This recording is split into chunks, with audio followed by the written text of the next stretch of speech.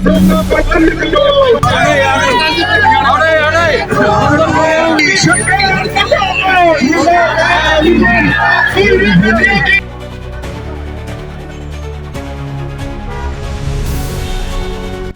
Trade यूनियनों के संयुक्त आह्वान पर आयोजित राष्ट्रव्यापी आम हड़ताल का मिला जुला असर देखने को मिला। AIUTUC सहित विभिन्न श्रमिक संगठनों एवं विभागों की ओर से हड़ताल में सक्रिय भूमिका निभाई गई। वहीं बस स्टैंड पर बसों का परिचालन भी देखने को मिला। कई विभागों एवं कार्यालय एवं सरकारी दफ्तरों और परियोजनाओं में कामकाज आंशिक या पूर्ण रूप से प्रभावित रहा। ट्रेड यूनियनों के पदाधिकारी ने कहा कि ये हड़ताल मजदूर कर्मचारी वर्ग की एकजुटता और 4 लेबर कोड, निजीकरण तथा ठेका प्रथा के खिलाफ मजबूत जनमत का प्रतीक है। आंगनबाड़ी, आशा, मिड डे मील और अन्य स्कीम वर्करों ने भी रैलियों और धरनों में हिस्सा लिया। कई स्थानों पर शांतिपूर्ण जुलूस, सभा और प्रदर्शन आयोजित किए गए। कर्मचारी शहर के रेलवे रोड पर स्थित नगर निगम कार्यालय पर एकत्रित हुए और सरकार विरोधी नारेबाजी करते हुए बस स्टैंड तक पहुंचे। यूनियनों ने आरोप लगाया कि 4 लेबर कोड से श्रमिकों की नौकरी की सुरक्षा कमजोर होगी और हायर एंड फायर नीति को बढ़ावा मिलेगा। हड़ताल के दौरान वक्ताओं ने न्यूनतम वेतन 30,000 रुपये मासिक घोषित करने, ठेका प्रथा समाप्त करने, सार्वजनिक उपक्रमों के निजीकरण पर रोक लगाने तथा सरकारी विभागों में खाली पदों पर स्थायी भर्ती करने की मांग दोहराई।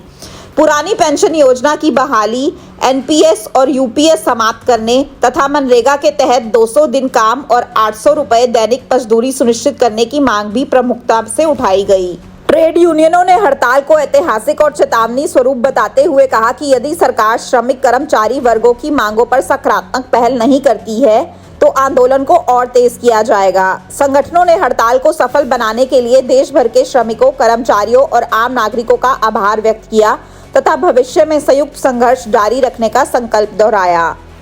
सबसे पहली मांग तो ये है कि जो स्कीम वर्कर हैं वो रेगुलर वर्कर बनाई जाएं, कर्मचारी बनाई जाएं और 30,000 उनका वेतन मिलना चाहिए। स्कीम वर्कर्स में ASHA worker, anganwadi, mid day meal ये आती हैं।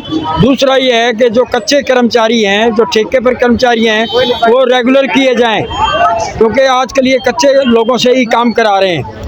और अगला ये है कि जो लेबर कोड है, 4 लेबर कोड, जिसमें कोई अधिकार नहीं है मज़दूरों को hire and fire fixed term appointment, तो ये लेबर कोड वापस लिए जाएं और जो पुराने जो कानून थे वो बहाल किए जाएं, क्योंकि उनमें ये था कि जिसकी 240 हाजिरी हो जाती थी उसको पक्का किया पड़ता था। और आज इन्होंने क्या कर दिया है कि 300 से अगर ज़्यादा वर्कर हैं तो उन पर लेबर कानून लागू होगा, लेकिन 300 से नीचे अगर किसी भी फैक्ट्री में वर्कर हैं तो उनको वो हटा देंगे। कोई लेबर कोर्ट में कोई केस नहीं चल सकता। किसानों को MSP दी जाए, लीगल गारंटी दी जाए और शिक्षा और चिकित्सा प्राइवेट सेक्टर में होना नहीं चाहिए।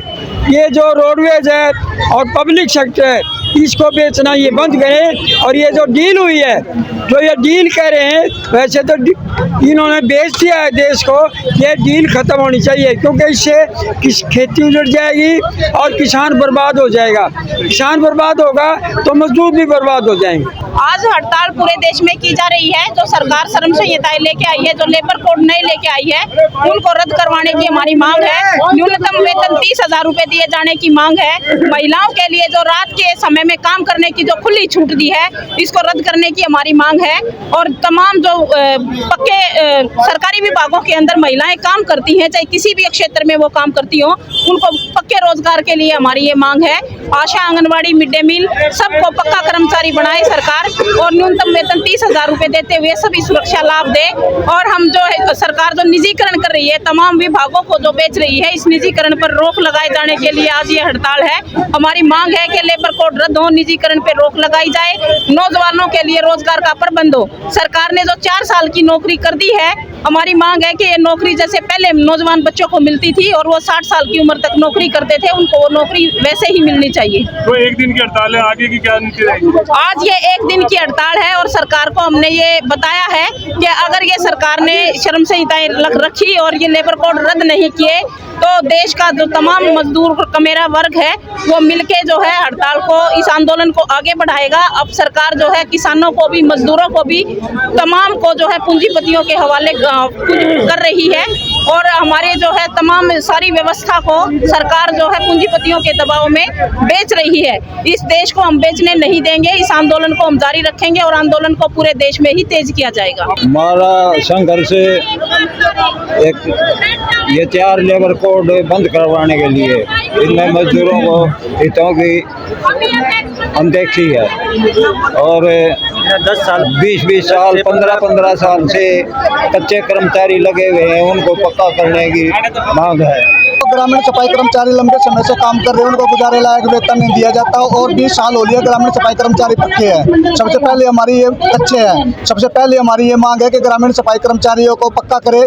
नवंबर 2024 को मुख्यमंत्री ने घोषणा की थी कि ग्रामीण सफाई कर्मचारियों का 26 और 40 सफाई कर्मचारियों का 27,000 रुपये हम वेतन करने जा रहे हैं, लेकिन उस बात से मुकर कर मुख्यमंत्री जी ने बाद में 2025 को जून में घोषणा की थी कि हम 2100 रुपये ग्रामीण सफाई कर्मचारियों की बढ़ोतरी करेंगे, लेकिन इस बात से भी मुख्यमंत्री साहब मुकर गए हैं। और हमारी ये मांग है कि जो आपने घोषणा की है 26,000 रुपये वेतन की, वो लागू करो, ग्रामीण सफाई कर्मचारियों को पक्का करो और इनको सुरक्षा की गारंटी और क्या नाम है ग्रामीण सफाई कर्मचारियों को काम के औजारों का प्रबंध किया जाए।